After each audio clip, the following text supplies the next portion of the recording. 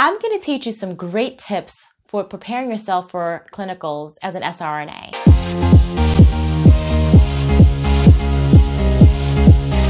My name is Christine and welcome to a new video. If this is your first time here and you want to grow your CRNA career or become a CRNA, start now by subscribing and hitting the bell so you don't miss a thing. In this video, I'm going to provide you with a lot of content of how to prepare yourself for clinical as an SRNA. Make sure you stick around because at the end of the video, I'm going to have a couple of extra tips that really helped me when I was in school as an SRNA. Being in CRNA school is definitely stressful, you're nervous, you're studying a lot, you have no time to be with friends, and it's definitely a lot that goes into it. But when you start transitioning from school and learning the content and then now transitioning into clinical, it could be a little stressful because clinical can be sometimes different than what you're learning in school. So I definitely have some tips here that can definitely be beneficial to you, and it helped me when I was in school, and I'd love to share my knowledge in regards to that. Here are 10 tips that I use that really helped me when I was transitioning into clinicals as an SRNA. First tip, arrive to clinicals early.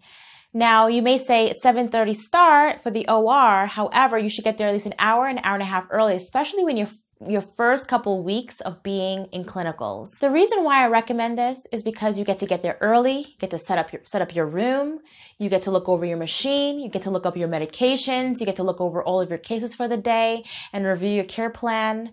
And then when you're all set up, you still have some time to relax and take it all in.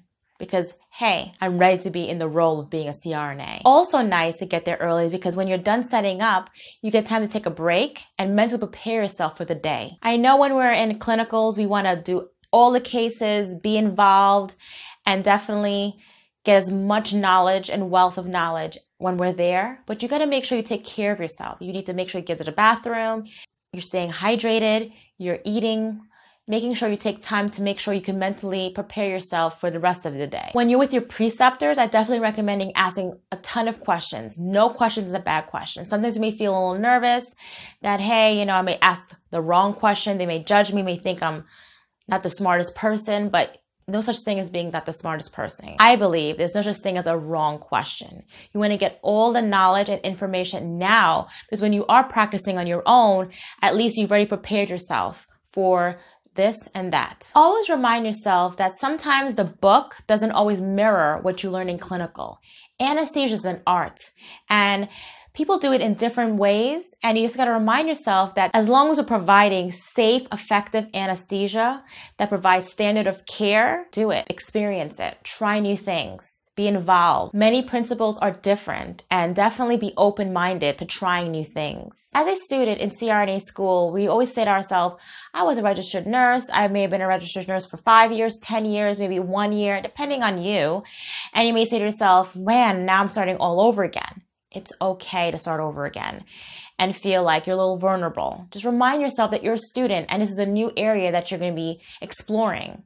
And just remind yourself that you can do this. So I recommend to always be professional and a little bit submissive.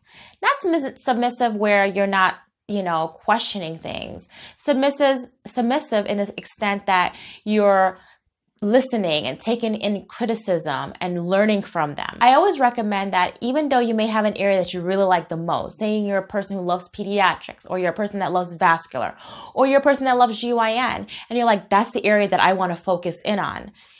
When you're in clinicals, I know we have a requirement of cases that we need, but you always got to remind yourself that you want to be a part of all types of cases, and cases that you're very uncomfortable with now, you should definitely get a lot of exposure while you're in school. And the more you do those uncomfortable cases that you may not be comfortable with, the better you'll become as a CRNA in your future. I always recommend have a little small notebook or a big notebook, depending on you, and have a pocket guide. The reason why I would say take a notebook is because you can write notes on your cases and what unique anesthetics you've done, as well as prepare yourself for when you have to type in a lot of your information into the system where you keep track of your cases. You want to have everything laid out. But saying, for example, the system went down, you want to have a backup of all of the content and anesthetics you provide for all the different patient populations in clinical. Also, having this notebook is great because when you are actively as a CRNA practicing, you may say to yourself, hey, I remember when I was in school, I did this really interesting anesthetic, but I just can't pinpoint it.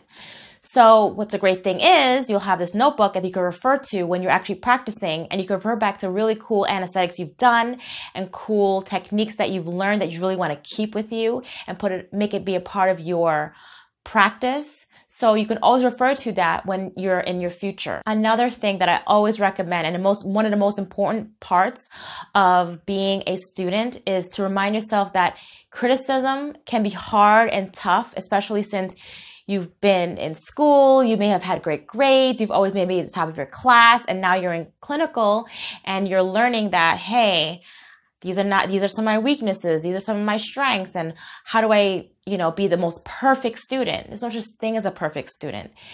The perfect person to you is a perfect person for yourself. You want to always not judge yourself, not be too hard on yourself.